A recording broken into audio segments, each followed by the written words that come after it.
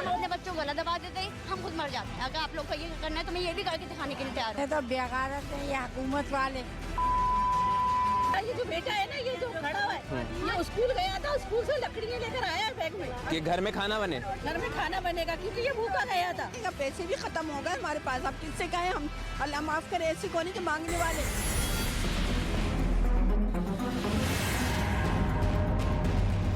Cut गया पाकिस्तान की बर्बादी का पर्चा। तो देश अपनी ऊर्जा दूसरों को नष्ट करने में लगाता है, वो स्वभाववश नष्ट हो जाता है। और पाकिस्तान को बहुत जल्दी भारत में विलय हो जाना चाहिए, यही रास्ता उसके पास है। दरखास्त करूंगा चीफ मिनिस्टर साहब से कि यही कीमत रखें, नहीं रखेंगे तो फिर मैं अपने कपड़े बेचूंगा और आपको मैं आटा मुहैया। इसने कब बेचे? दिखाया आवाम को कपड़े बेचते हुए? आवाम को कपड़े बेचते हुए दिखाया है? वेंटिलेटर पर पाकिस्तान, चंद दिनों का मेहमान। आज है जी वैलेंटाइंस डे, बिल्कुल जी, और हम नहीं मना रहे। अभी तक IMF ने हमें लव लेटर दिया ही नहीं, और उस लव लेटर का हम इंतजार कर रहे हैं IMF की तरफ से, जिसमें ये लिखा होगा कि जी वो हमें फंड दे रहा है।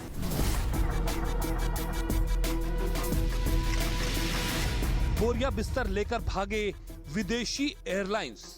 वर्जिन अटलांटिक एयरवेज का पाकिस्तान ऑपरेशंस मुअत्तल करने का मामला। पाकिस्तान के लिए मौसम गर्मा शेड्यूल मुकम्मल होने पर ऑपरेशंस मुअत्तल करने का फैसला किया गया।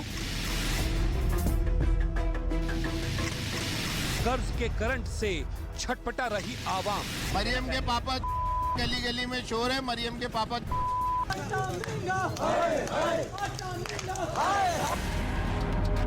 फटेहाली का बोलबाला निकला दीवाला।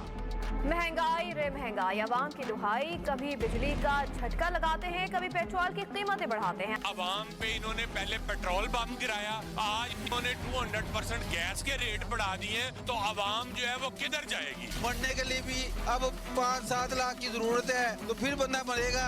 अब तो बंदा खुदकुशी करके भी फंस जाता है।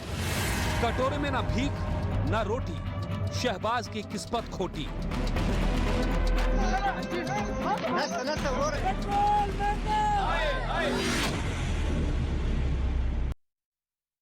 तो पाकिस्तान के लिए दुनिया ने मदद के दरवाजे बंद कर दिए हैं। बड़ी खबर यह कि IMF भी पाकिस्तान के कटोरे में भीख देगा या नहीं, अब कोई गारंटी नहीं है। वहां से मदद की उम्मीद भी ना के बराबर है। उधर एक और बड़ी खबर है, बागेश्वर धाम के बाबा आचार्य धीरेन्द्र शास्त्री ने पाकिस्तान पर बड़ी भविष्यवाणी कर दी है। इस बार बाबा ने पाकिस्तान का पर्चा काट दिया है। दिव्य दरबार से पाकिस्तान के नाम पर क्या पर्चा कटा है, ये देखिए अब आप।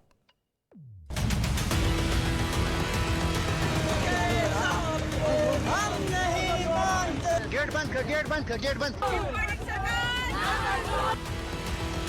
ये भी है कि चंद साल बाद शायद ये बांग्लादेश से भीख मांग रहे हैं। मायूसी फैलाना करोड़ गुना बेहतर है झूठ फैलाने से। IMF की एक और डिमांड पूरी हो रही है और हुकूमत ने गैस की कीमतें 16.6% से 124% तक बढ़ा दी हैं। सरकार कह देगी तो हम तो पाकिस्तान में भी राम कथा चुराएंगे। पेट्रोल महंगा, आटा महंगा। आज पाकिस्तान कटोरा लेकर दुनिया में ना घूम रहा होता और शहबाज शरीफ को अपने मुल्क को गिरवी न रखना पड़ता अगर शहबाज एंड कंपनी ने बाबा बागेश्वर की बात सुन ली होती। माल लगाई जाए सेनापति। आखिरी सांसें गिन रहे पाकिस्तान का इलाज क्या अब बाबा के दिव्य दरबार में होने वाला है? IMF ने पाकिस्तान को ठेंगा दिखा दिया है और शहबाज शरीफ को चक्कर आ रहे हैं कि वो अब किस मुंह से जनता के पास जाएंगे। लेकिन बाबा बागेश्वर ने छतरपुर से ही पाकिस्तान को बचाने का एकमात्र रास्ता बता दिया है। आखिर बाबा ने क्या कहा है वो आपको बताएंगे, लेकिन बाबा बागेश्वर ने जो कहा वो सच साबित होने लगा है। एतबाधा की सवारी आती है, गंदी विद्या है, प्रेत भेजा हुआ है, संतोष नाम के तांत्रिक द्वारा करवाया गया है, इसलिए गला पकड़ता है, कट जाएगा, कृपा हो जाएगी, आशीर्वाद है। बोले बागेश्वर धाम सरकार की। क्या यही है? एकदम सही, कोई संदेह है?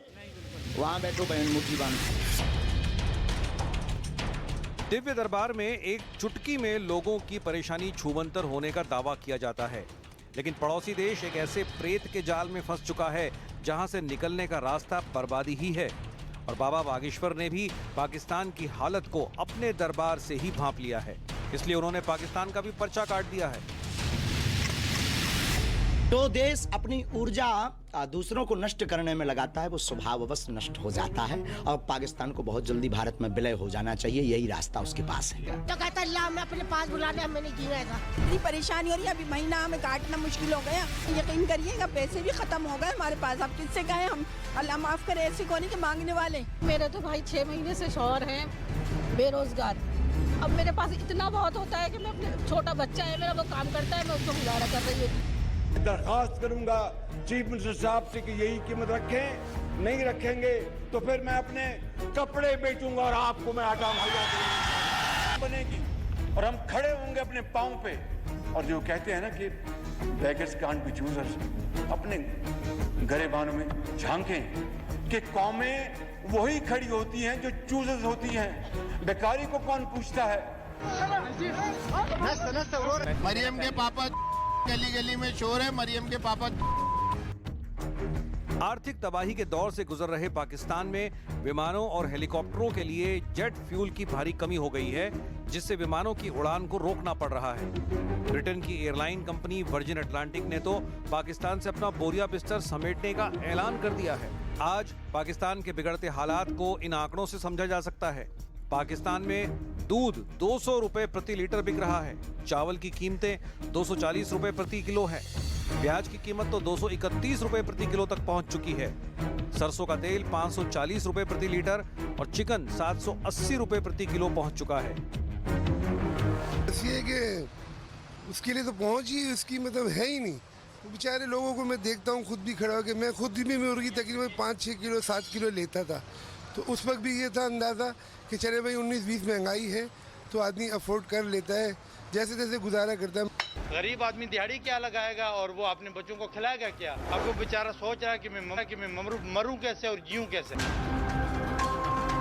जिसका 500-800 रुपए दिहाड़ी होगा वो किधर से गोश्त खाएगा जी? वो तो सब्जी खाना भी मुश्किल हो गया। 700 रुपए किलो। अगर मेहमान आ गए जब भी ले रहे हैं, वरना तो हम ले रहे भी नहीं, हमारे बस में नहीं है मुर्गी। पाकिस्तान बिखरने की कगार पर आ गया है। एक एक दिन इस मुल्क पर भारी है। कंगाली, भूखमरी, बर्बादी के रास्ते पर चलने वाला देश अपनी आखिरी सांसें गिन रहा है, लेकिन रास्ता कहीं दिखाई नहीं दे रहा, क्योंकि हर जगह से दरवाजे बंद हो चुके हैं।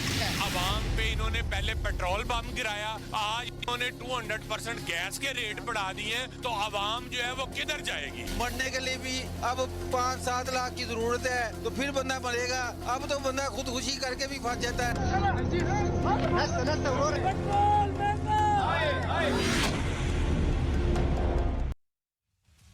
चलिए, कट्टरपंथी पाकिस्तान के बाद अब